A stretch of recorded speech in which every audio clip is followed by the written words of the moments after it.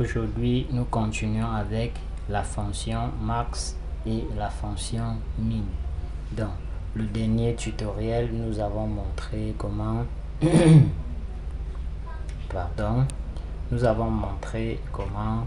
effectuer l'opération de calcul, somme, division, également les fonctions si. Aujourd'hui, nous voyons la fonction max et la fonction min. Donc, j'invite ceux qui n'ont pas suivi ou alors qui aimeraient savoir l'usage de la fonction si. C'est la fonction que nous avons utilisée pour faire la décision. Donc, je vous invite à vous abonner à la chaîne et à télécharger le tuto précédent. Donc, pour le premier, par exemple, en termes de moyenne, nous savons que c'est le max, c'est-à-dire celui qui a la plus grande note. Parmi ces notes-ci, la meilleure note c'est 15,28. Je m'arrête là. Nous venons dans la case où on veut mentionner la moyenne du premier. On tape, c'est une formule, on écrit au clavier égal. Là, quand nous mettons égal, Excel sait directement que c'est une formule. Nous mettons donc le max. Vous ouvrez la parenthèse et nous sélectionnons. Ou alors, c'est le max entre I3 et I12. Donc, si vous ne voulez pas écrire, vous venez tout simplement sélectionner là. Ça nous met bien max I3 à I12. De I3 à I12, ça s'écrit I3 point virgule I12. Nous fermons la parenthèse et on appuie sur la touche entrée du clavier. Ça nous met directement 15,28. Cherchons la moyenne du dernier. Ici, nous mettons égal. Ouvrons la parenthèse.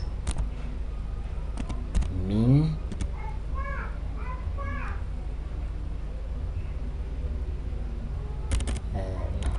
Je dois d'abord mettre min avant d'ouvrir la parenthèse.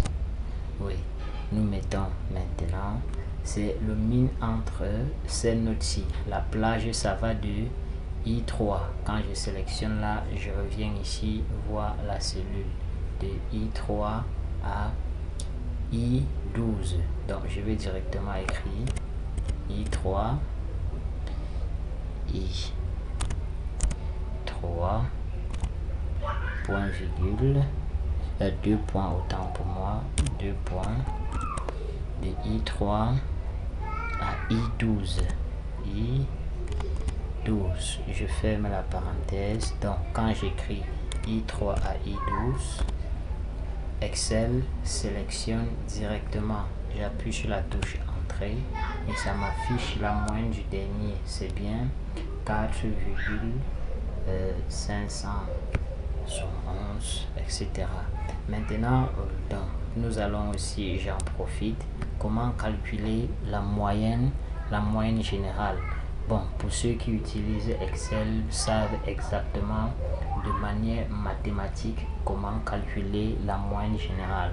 Parce que dans Excel, il est d'abord question de savoir comment calculer cette moyenne avant maintenant d'utiliser cette formule dans le langage de Excel pour faciliter le travail. En fait, la moyenne générale sera donc la somme de ces moyennes divisé par le nombre de candidats. Nous avons ici 1, 2, 3, 4, 5, 6, 7, 8, 9, 10. Donc, si vous ne voulez pas compter, vous pouvez venir ici mettre par exemple le numéro.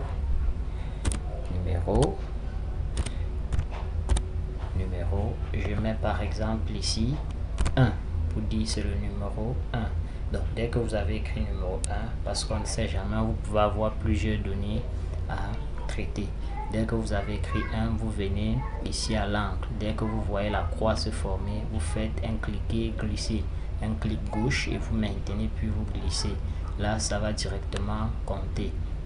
Non, ça n'a pas marché comme je voulais.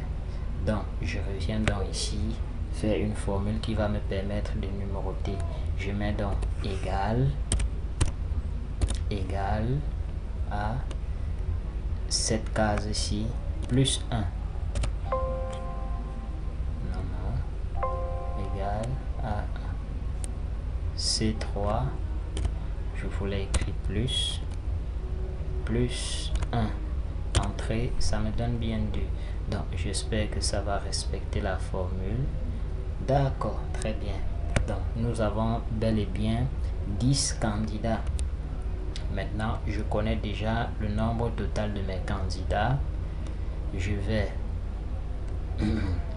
par la suite entrer cette formule ici. Je vais donc dire égal,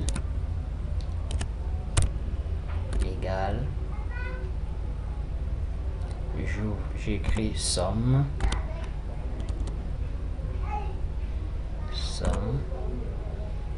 j'ouvre la parenthèse, c'est la somme de I3 à I12, je ferme la parenthèse. Maintenant diviser par 10. Ok, voyons voir. Voilà la moyenne générale. Et si vous voulez modifier la formule, revenez tout simplement dans la formule, dans la cellule où la formule a été conçue, et vous revenez dans le brouillon modifié. Vous revenez juste ici modifier. Donc un autre petit rappel, vous verrez, si je reviens ici, étant donné que mon tableau a été conçu avec des formules, si je reviens là modifier la moyenne du premier, je vais par exemple changer de telle sorte que ce ne soit plus lui le premier. Vous verrez que tout va exactement changer là. Je viens par exemple ici lui donner 4 en mathématiques. 4 en mathématiques. Donc dès que j'ai écrit 4, je passe seulement dans une autre case. Vous verrez ce que ça met directement la mention échec. Ça met ici 16 et ça revient ici changer donc la moyenne du premier. Donc voici l'avantage de l'usage des formules dans la table Excel. Je reviens aussi changer la moyenne du dernier. Par exemple, je lui donne combien en mathématiques. Je lui donne par exemple 11 cette fois-ci et je sors seulement de la cellule. Je reviens par ici. Vous verrez que ça calcule. Donc ajoutons-lui encore un point et vous verrez que la mention échec change, ça devient plutôt la mention admis. Et vous voyez aussi que la note du dernier a changé. Donc je reviens là, je mets par exemple 13 en mathématiques et ça met directement admis. Donc c'était tout pour aujourd'hui. Si ça vous a aidé, n'hésitez pas, abonnez-vous à ma chaîne. Si vous avez des questions, posez-les en commentaire et j'aurai le plaisir de les répondre.